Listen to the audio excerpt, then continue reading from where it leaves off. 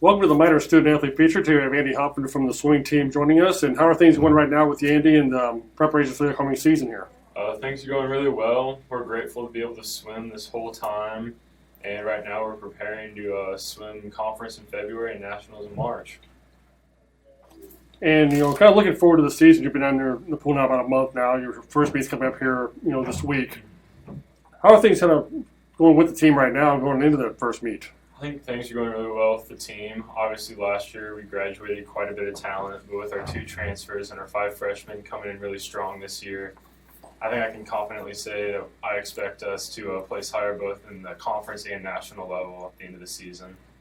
Yeah, I'll get back to that here in a second. There's another thing I want to ask you about here later. But last March, your team was in Ohio for the Division II championships and it arrived at the pool, for competition on day 2 and for the evening session when the meet was halted. Kind of what went through your mind when all this happened last year when you guys got to the pool that last day of the meet, as it turned out? First off, I'd say we were all pretty shocked. We were not expecting it, and then it kind of turned into disappointment because that was in the previous morning, or that morning, I placed 8th in the 400 IM, and so that means I would get to my first championship final at the NCAA's. But yeah, I'd say there's a lot of disappointment and shock. And like you just mentioned, you had made the finals that, and all that, and you broke the school record in the 200 IM the night before, so things were really going well for you at the meet and all that. So I'm sure it's kind of a little disappointment when, the meet got stopped then abruptly. Yeah, I was very disappointed. I thought that I could definitely swim my 400 IM faster. There's a lot of small mistakes made in the morning.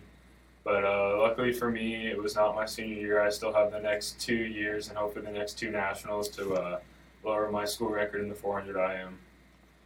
Now, of course, after the season was ended, we had, basically about a week later, school was, let out for the, semester and all that.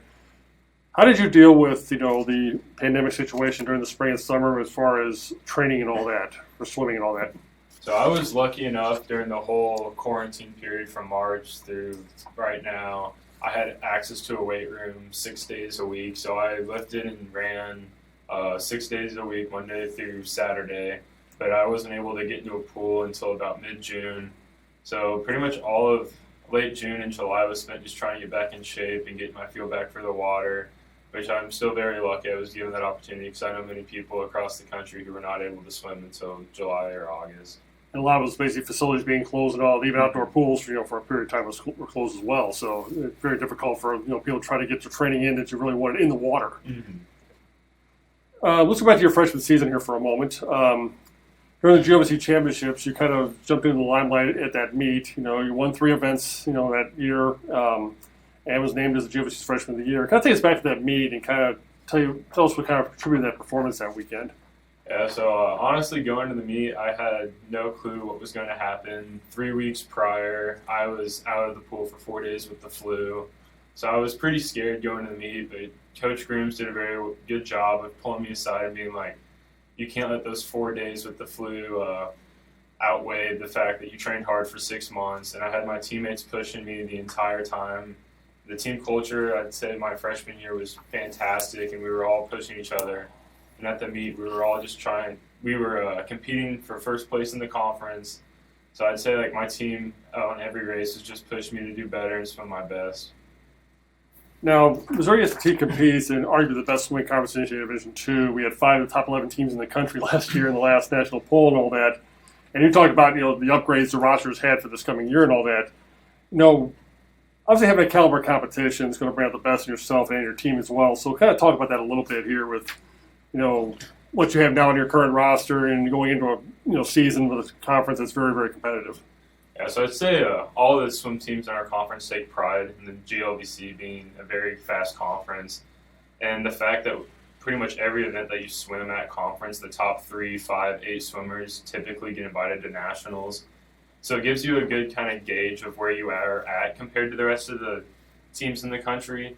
And we also compete at that level, so it's not like you can't slack off on any race because you have to compete with those in the best in the nation. You got to be every bit as good in the morning session as the evening session because, if you don't make it to the finals, you're. Mm-hmm. Yeah, it's definitely, especially the past couple of years, we've had people who didn't even make it to the top 8A final get invited to nationals, which is very bizarre to think about. But it just speaks to the level of competition in this conference too. Yeah. Now, what made you decide to come to Missouri S&T? So the first thing I looked at when I was looking for colleges is I knew I wanted to go to a school with a very strong engineering program. So I looked at quite a few schools, but after talking with Coach Grooms and meeting with some guys on the team, I really knew that this culture was the best fit for me, along with the training program that Coach Grooms has set up. So it was a pretty easy decision for myself when choosing a school. You're majoring in engineering management. Why did you decide to go that route?